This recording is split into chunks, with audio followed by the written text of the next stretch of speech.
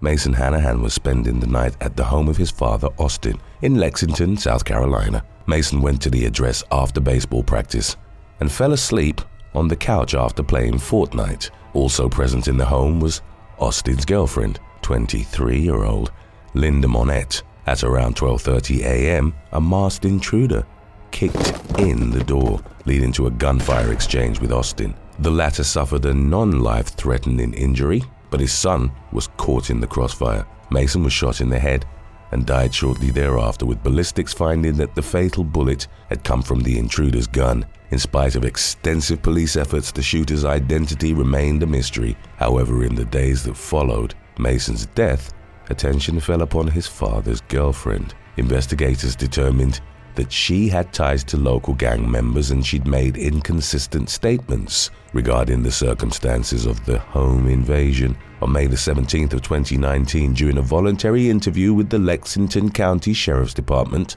Monette admitted that she'd set Austin up. She'd conspired with others to rob her boyfriend of the stash of guns and drugs that he kept in the home. Monette confessed that she'd planned to pose as a hapless victim during the home invasion and have a gun held to her head. The shooting also resulted in tangential charges for Austin, who was arrested for possession with intent to distribute marijuana and unlawful conduct to a child. Monette was judged under the South Carolina legal principle of hand of one is the hand of all.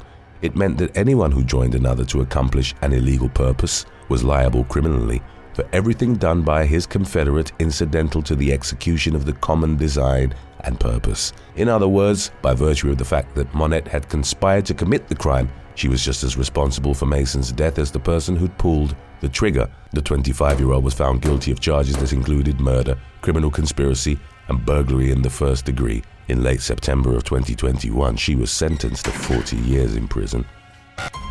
Number 9. Brian Camp.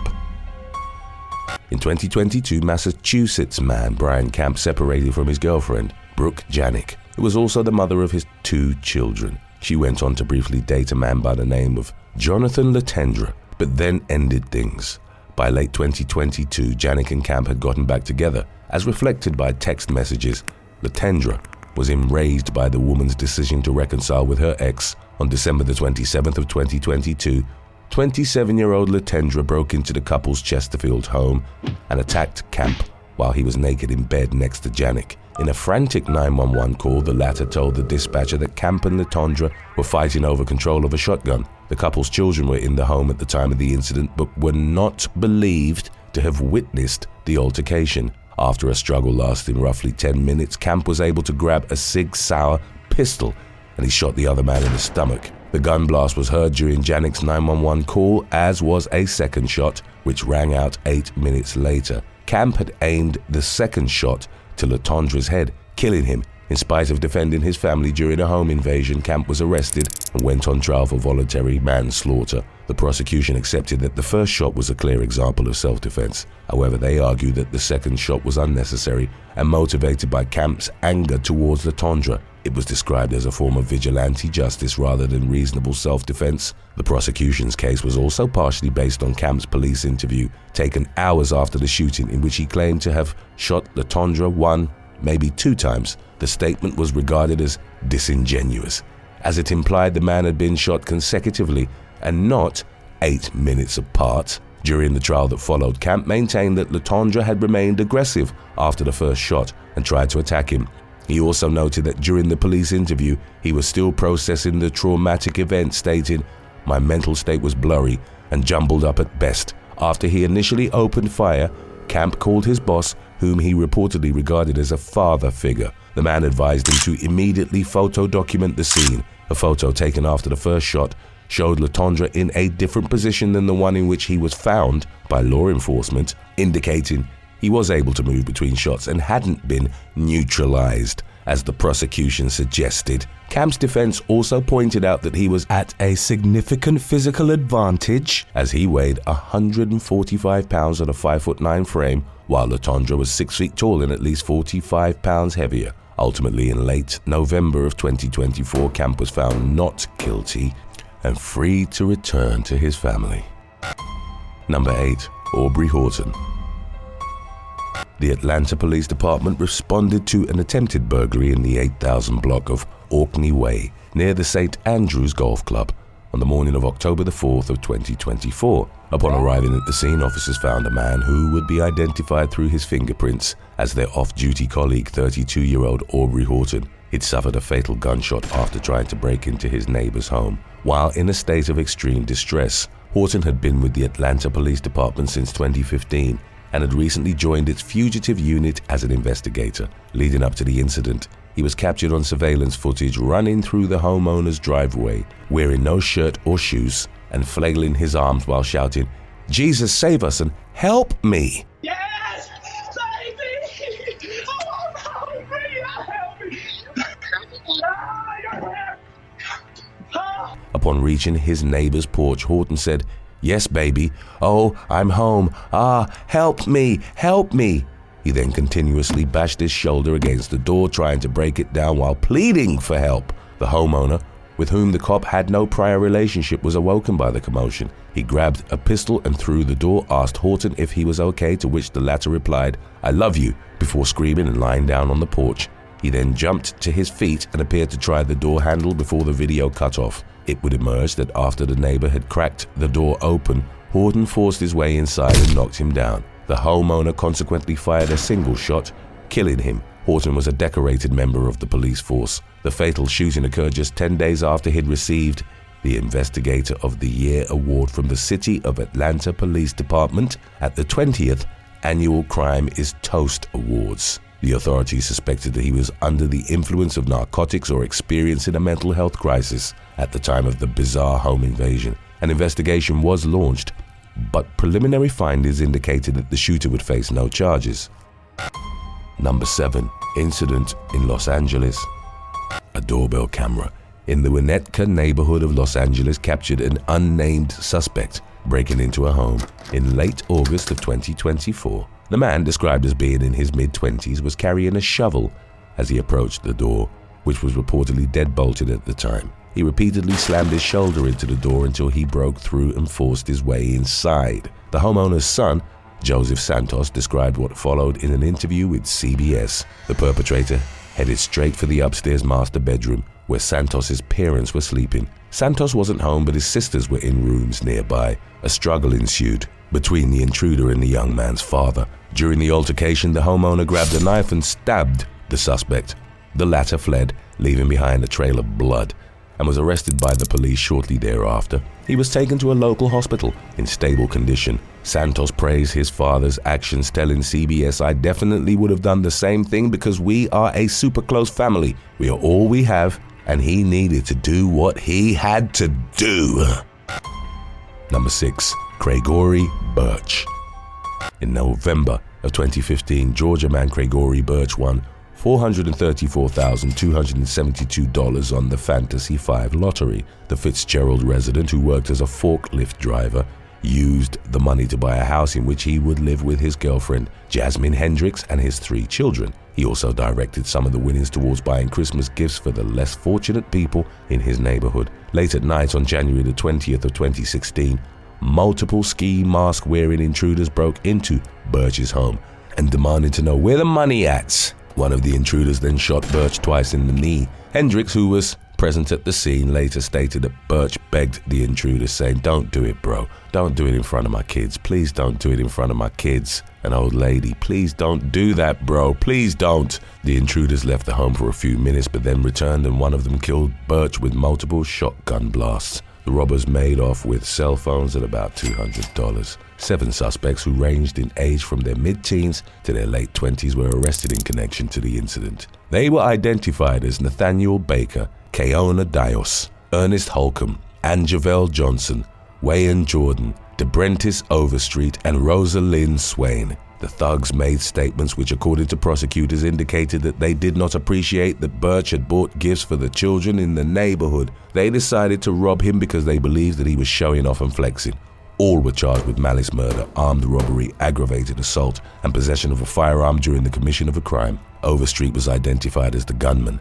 Swain, his girlfriend at the time, told the court that he'd given her instructions on the night of the home invasion and that she followed his commands out of fear. Overstreet called her to pick him and another person up After the incident, Swain testified that her boyfriend had admitted to shooting Overstreet in the knee and chest. He was found guilty of 14 charges, including malice murder, felony murder, aggravated assault and armed robbery. The man was sentenced to life in prison without parole, plus a consecutive life sentence and an additional 30 years. Several of his accomplices, including Baker and Jordan, were also given life sentences. Number 5. Brandon Durham. In the early hours of November the 12th of 2024, Las Vegas man Brandon Durham called 911 and pleaded with a dispatcher to send someone ASAP. The 43-year-old told the police that an intruder had broken into his home where his teenage daughter was also present and expressed fears that he wasn't going to be alive by the time that officers reached him. 26-year-old Alexander Bookman of the Las Vegas Metropolitan Police Department was first at the scene. He heard shouting from inside the residence and kicked down the front door. Body cam footage showed Bookman rushing through the home with his gun drawn while banging and screaming was heard out of view. He turned the corner of an L-shaped hallway and in a bedroom doorway saw a shirtless man and a woman fighting for control of a knife. Bookman shouted, "Hey, drop the knife, drop the knife!"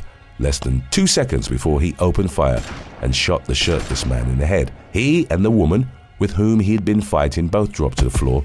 In the moments that followed, Bookman shot the man 5 more times. He was pronounced dead at the scene. It would emerge that the man killed by the officer was actually Brandon Durham, the 911 caller. The woman, 31-year-old Alejandra Boudreau, was the intruder for whom he'd contacted the authorities. They'd previously been involved in an on-again, off-again physical relationship, and after they'd fallen out, she'd broken into the 43-year-old's home armed with a knife. She was arrested for multiple charges, including home invasion, assault, and disregard for the safety of a person resulting in substantial bodily harm. Her bail was set at $1 million.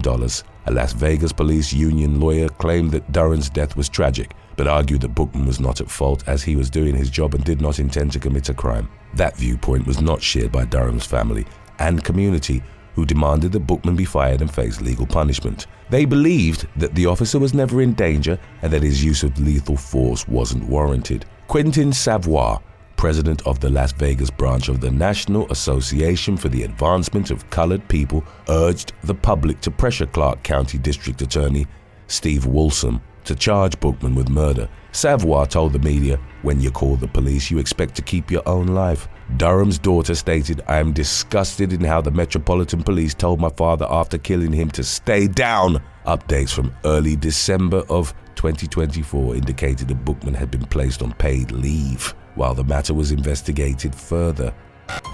Number 4. Alikzier Harrington.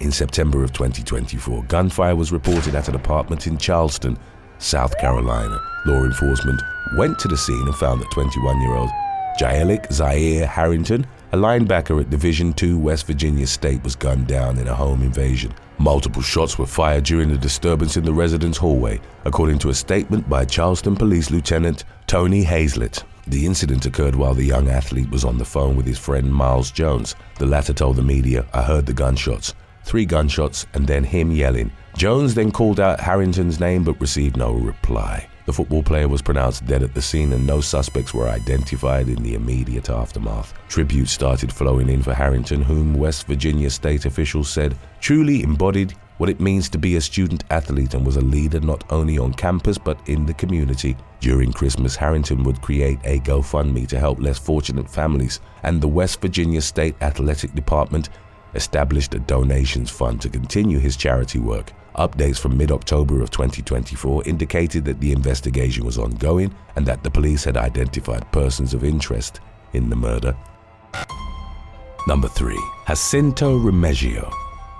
New York City man Jacinto Remigio was walking his dog near his son's Washington Heights apartment on the morning of November the 23rd of 2024. While Jacinto was out, a burglar climbed up the fire escape and gained access to the 6th floor apartment through a window. The intruder then opened the front door and let in 2 accomplices. Together they tied up Jacinto's son, 40-year-old Gregoryi, before making off with $200 in cash and an $8,000 gold chain. When Jacinto returned to the apartment, the NYPD was already at the scene and asked for his information. 73-year-old Jacinto then entered the apartment and tried to close the window through which the suspect had gained access. In doing so, he lost his balance and plummeted onto construction scaffolding below. He was rushed to Harlem Hospital but couldn't be saved. Investigators suspected that Jacinto might have been intoxicated at the time of taking the fatal fall. As of the latest information available on the case, the NYPD was still searching for the trio involved in the home invasion. Today's topic was requested by Smalls NPA, Jordan Harris 6801 and John Finkel Hot Wing 5144. If you have any other topics you'd like to learn about, subscribe and let us know in the comment section below. Number 2. Kinson Family. On February the 21st of 2023, Aaron Evans and Ashley Fulton disguised themselves as police officers and forced their way into the home of Colton Care CEO Mark Atkinson in the affluent Sandbanks neighborhood in Poole, England. Mark, whose company owned 21 care homes in the country's south, was not at the residence at the time. The intruders assaulted Mark's wife, 51-year-old physiotherapist and personal trainer Kerry, and bound her by the hands and feet. Mark and Kerry's daughter Emily arrived at the address while the robbery was underway. Fulton and Evans grabbed the 22-year-old and proceeded to drag her through the home by her hair.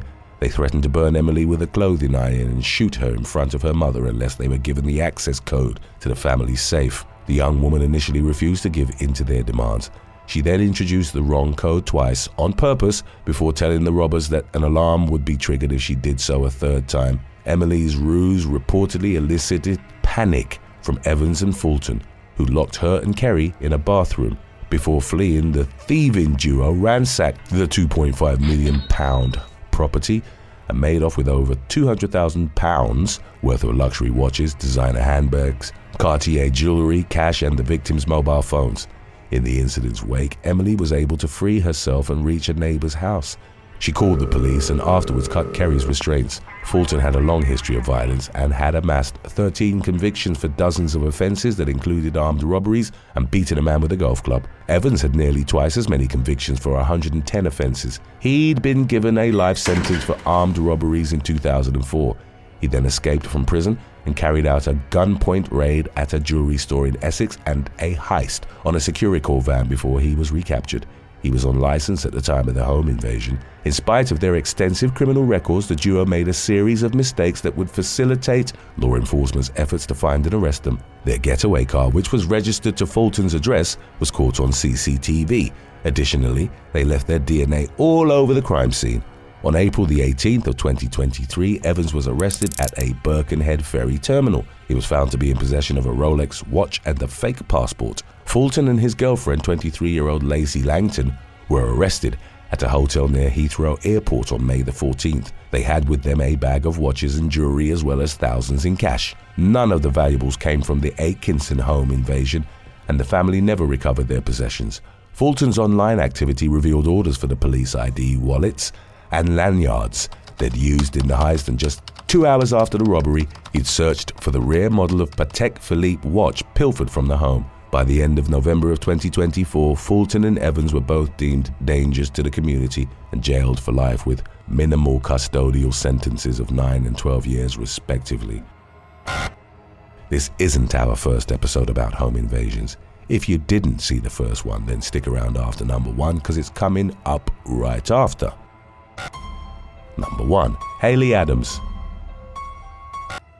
Leading up to February of 2020, teenager Haley Adams had moved to Coweta County, Georgia to live with her grandmother, Cindy, and be closer to her mother, Elisa. On the 11th of the month, their home was targeted by a criminal group called the Ghostface Gangsters Gang, or GFG. Formed in the Georgia prison system in the early 2000s, the GFG's name derived from the fact that it was a white supremacy gang with an all-white membership. William Tyree, a high-ranking member, reportedly had a personal vendetta against the owner of the Bethlehem Church Road home. Tyree gave the order to his foot soldiers to break into the property, scare and rough up his rival, and steal any guns that they came across. Justin ATL Kane Ramsey, Kyle Chi-Town, Ray Connolly, and Aubrey Bree 7 Lee Brown went to the address to carry out the order. Brown's brother, Spencer Todd Wicks, wasn't a part of GFG, but he joined them on the night He and Conley were armed with handguns while Ramsey carried an AK-47 style rifle. The group stormed in and terrorized Alikzier at gunpoint, but then left upon realizing that the homeowner wasn't there.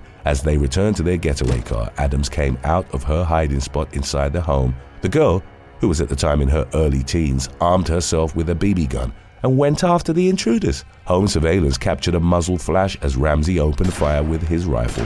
Adams was struck by a bullet and collapsed on the front porch. She later died in a hospital. The 5 criminals involved in the incident were arrested and each took plea deals that resulted in lengthy prison sentences. Ramsey was given a minimum of 30 years after pleading guilty to various charges, including home invasion, felony murder, and violations of the Street Gang Terrorism and Prevention Act.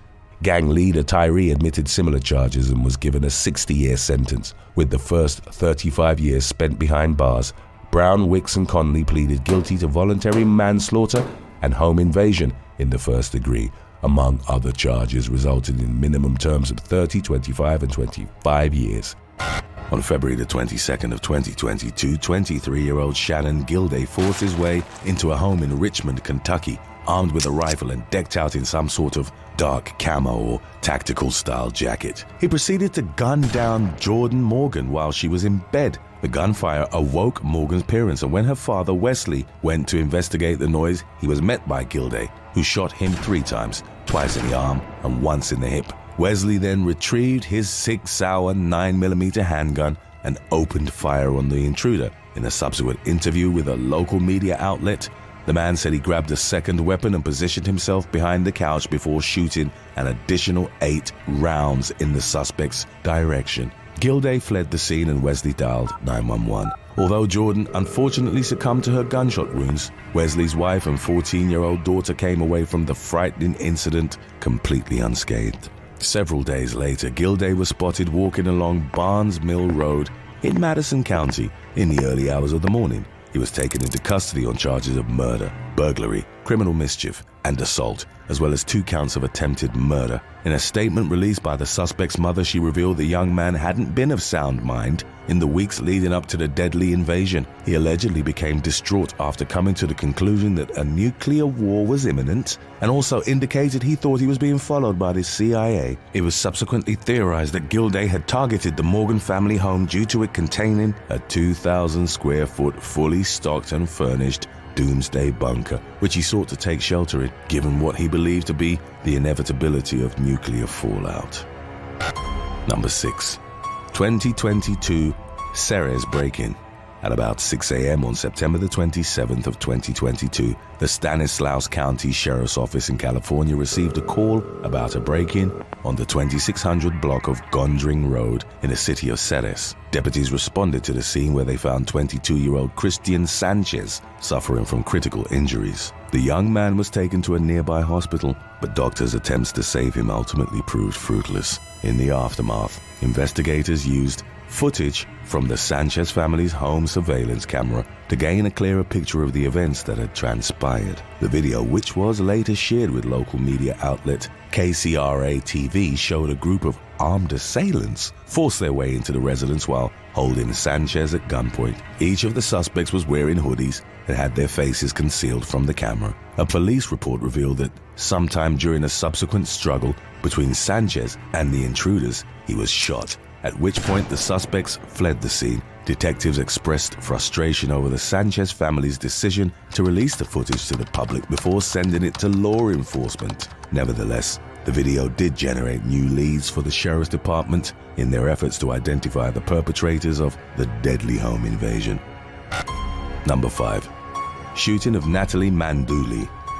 An armed home invasion unfolded in the 6400 block of Bright Nimbus Avenue in Las Vegas on the afternoon of March the 25th of 2022. Police described how 3 men and a woman broke into the house and demanded money from the residents. One of the female occupants was forced into a closet at gunpoint while repeatedly being asked, "What's in the safe?" A short time later, another female resident, identified as 24-year-old Natalie Mandali, emerged with a firearm in hand and began shooting at the intruders. A gun battle subsequently ensued which left Mandali with critical injuries to which he ultimately succumbed. The victim's boyfriend returned home while the assailants were fleeing the scene in a white Mercedes-Benz, which he then pursued with his own car. He reportedly smashed into the back of the getaway vehicle, causing it to careen off the roadway and into a wall near the house. The driver got out and fired several rounds at the boyfriend, allowing the suspects to flee on foot. During the ensuing investigation, the police learned that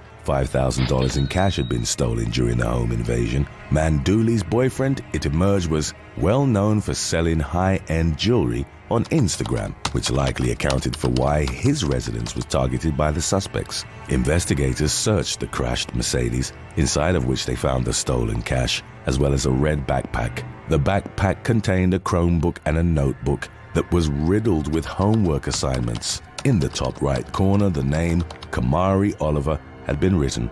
Homicide detectives subsequently determined that Oliver was a student at a Clark County School District high school. On March the 28th, officers showed up at the school to take the 18-year-old into custody on charges of murder, robbery, burglary, and kidnapping. By November, Las Vegas Metropolitan Police had arrested each of the other three suspects, identified as Michael Overton, Brandon Smith, and Christine Schultz. The latter reportedly knew Mandali and had socialized at the house the day before the invasion. Number 4. Bradley Shur and Jonathan Robinson. On the morning of November the 9th of 2020, an individual dialed 911 from inside 7129 Turner Street in Englewood, Florida, to report that 2 people had died during a violent home invasion. Officers responded to the scene where they found the male home owner as well as 27-year-old Jonathan Robinson, both having succumbed to severe injuries. Upon launching an investigation into the matter, the Charlotte County Sheriff's Office determined that Robinson, along with an erratic accomplice named Bradley Shur, had broken into the home in question after the latter had had a falling out with the male occupant, allegedly over the sale of drugs. The 2 suspects broke into the home in order to steal equipment used to make marijuana wax. However, at some point during the break-in, Robinson got into a fight with the victim, which ultimately left them both critically wounded. Shur left his accomplice behind to die, reportedly fleeing the scene in a rental van, which was later tracked down in St. Petersburg, where the suspect resided. He was arrested and charged with 2 counts of third-degree murder, to which he pleaded guilty. The man was consequently handed down a sentence of 20 years in prison for the botched home invasion. Number 3. Reyls Lushi. A man broke into his elderly neighbor's house in Westampton Township, New Jersey, shortly after midnight on August the 4th of 2021. After climbing through an upstairs bedroom window, 44-year-old Reyls Lushi demanded the keys to the resident's 2014 Kia Optima. He then viciously beat the elderly couple and drove off in the stolen car. The female victim ran from the home screaming and was subsequently let into a neighbor's house to call 911. She and her husband, who was left in critical condition, were taken to Cooper University Hospital in Camden. The following day, the police tracked Lushi down to a house in Cumberland County, where he still had the couple's Kia in his possession. He was arrested on charges of assault and robbery. Roughly 6 weeks after the incident occurred, the male victim, identified as 79-year-old Edward Bush, succumbed to his injuries at the hospital, causing Lushi's initial charges to be upgraded to include aggravated manslaughter. In the aftermath of his arrest, Lushi's family publicly detailed the aggressive and erratic behavior he'd been exhibiting in the months leading up to the home invasion. Some of his relatives had reportedly sought protection against him by filing a restraining order. He eventually agreed to a plea deal with Burlington County prosecutors, which set his maximum possible sentence at 30 years behind bars. Number 2. Jonathan Vera.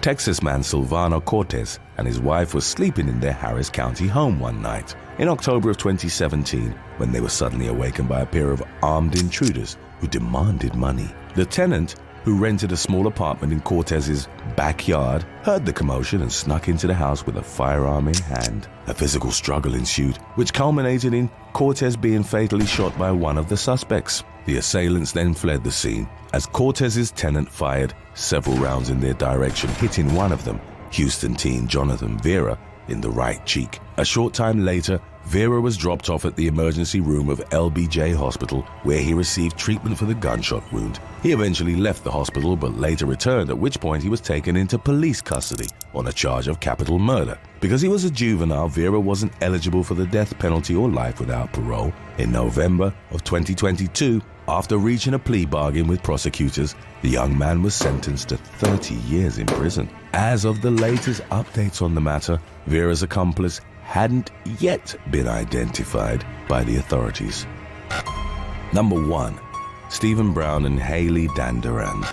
The bloodied, lifeless body of Thelma Boinville was found inside a vacation rental home in Papukia on Hawaii's North Shore on December the 7th of 2017. The 51-year-old victim, a substitute elementary school teacher, had reportedly been hired to clean the property, an odd job she used to supplement her income. On the afternoon in question, Boinville went inside the house while her 8-year-old daughter waited in the car. At some point later on, a couple who was renting the home returned to find the gruesome aftermath of the housekeeper's murder, including a hammer, knife, and mallet, all of which presented with traces of blood. Boinville's daughter was discovered in an upstairs bedroom, having been tied up with her mouth duct-taped. The young girl revealed that a man with green hair had forced her out of the vehicle and into the residence, where he and a female accomplice had fatally bludgeoned Boinville in the midst of a violent home invasion. The assailants subsequently fled the scene in the victim's truck, prompting police to send out an all-points bulletin for the stolen vehicle. Approximately 7 hours after the discovery of Boinville's body, officers tracked the suspects down to an area near the Mililani Walmart. The man, identified as 23-year-old Stephen Brown, was allegedly hostile towards law enforcement while being detained. As was recorded by the officers' body cams, he at one point blurted out, "Just shoot me, I deserve this." His then-girlfriend, 20-year-old Haley Dandridge, was likewise taken into custody on suspicion of carrying out the deadly home invasion. Both suspects were charged with second-degree murder, as well as burglary in the first degree and kidnapping. Following numerous delays and postponements, opening statements for Brown's trial were made in the Oahu First Circuit Court of Hawaii on January the 9th of 2023. As of the latest updates, a date for Dandridge's separate trial hadn't yet been scheduled. Thanks for watching. Would you rather face a 12-foot alligator in your kitchen or a cockroach infestation? Both entirely on your own. Let us know in the comments section below.